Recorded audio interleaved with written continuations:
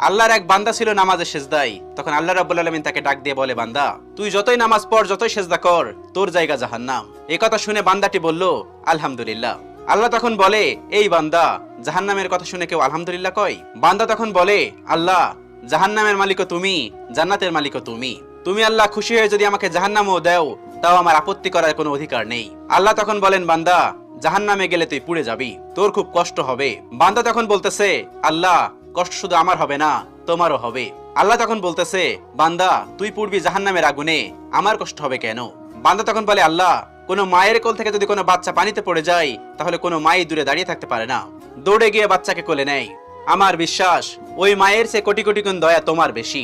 আমাকে জাহান্নাম দিলে তুমিও আল্লাহ শান্তি পাবে না।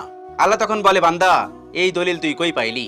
বান্দা তখন বলে, আল্লাহ, আমাদের জাতির পিতা ইব্রাহিম আলাইহিস সালাম তোমার প্রেম মুখে নিয়ে যখন নমরুদের আগুনে পড়ে গেল, তার আগেই তুমি